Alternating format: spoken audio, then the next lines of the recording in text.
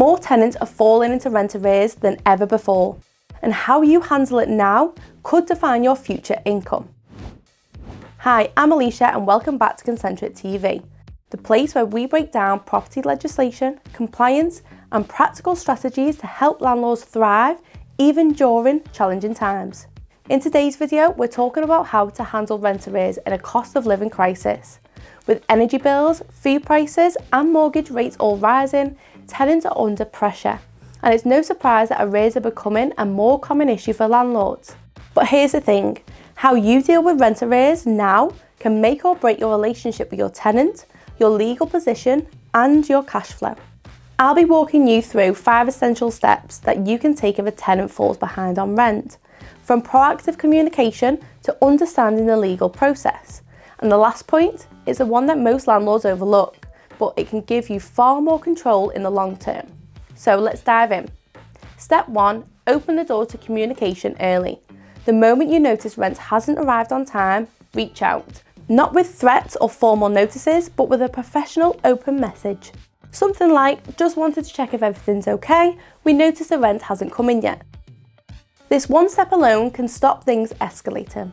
Many tenants feel embarrassed or fearful when they can't pay, but starting the conversation early often leads to better outcomes.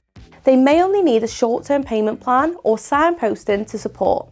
And remember, this is also your chance to protect your position legally by creating a clear paper trail of communication.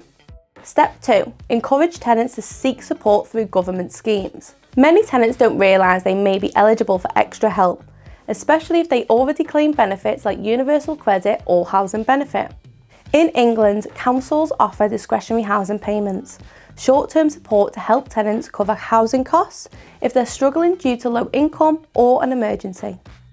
It's not your job to apply for them, but you can point tenants in the right direction. Just direct them to the housing or benefits section of their local council website. If your tenant gets help, they may be able to clear some or all of the arrears without needing to leave the property, which is a win for everyone.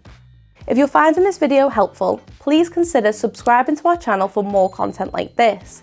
We share regular updates to help landlords stay compliant, profitable and in control, even during uncertain times. Let's move on to step 3. Know your legal position when arrears escalate. If communication breaks down or the arrears grow beyond 2 months, you do have legal routes available. Under current law, you can serve a Section 8 notice using grounds 8, mandatory possession, as well as grounds 10 and 11, discretionary, if the tenant is 2 months in arrears. But there are a few things you must get right. The amount must be over 2 months' worth of rent at the time the notice is served. You must use the correct form and give proper notice period, which is usually 14 days. The notice must be delivered correctly, either in person, by post, or with proof of service. One important note, the proposed Renters' Rights Bill may extend the mandatory threshold from 2 months to 3 months arrears and may also introduce longer notice periods. This isn't law yet, but it's a good idea to stay ahead by tracking these developments. Now on to step 4. Explore direct rent payment options if your tenant is on universal credit. If you're renting to a tenant who received universal credit and they fall into arrears, you can apply for what's called a managed payment to landlord, or MPTL. This means that rent, or a portion of it, gets paid directly to you from the tenant's benefit. If the tenant is in arrears of 2 months or more, or if they're consistently underpaying, you can submit a request to the DWP using the online UC47 claim form. You'll need to provide evidence such as a rent schedule showing the arrears. There's also something called a third-party deduction, where a small amount is taken directly from the tenant's benefit to repay arrears gradually. It won't clear large debts quickly, but it shows the tenant is making an effort and gives you more consistency. These options are especially helpful when tenants genuinely want to stay and pay, but need a structure to get back on track. And finally, step 5. Don't just react to arrears, protect yourself against them. Most landlords only start thinking about arrears when it's too late, but your best protection is what you set up at the start of tenancy.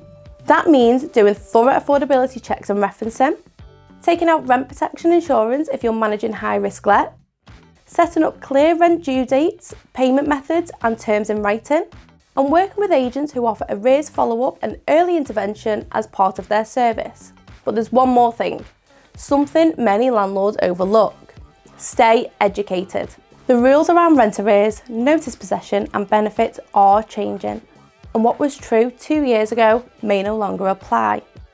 That's why we run free quarterly landlord webinars, where we break down legislation updates, share market updates and answer any of your questions live.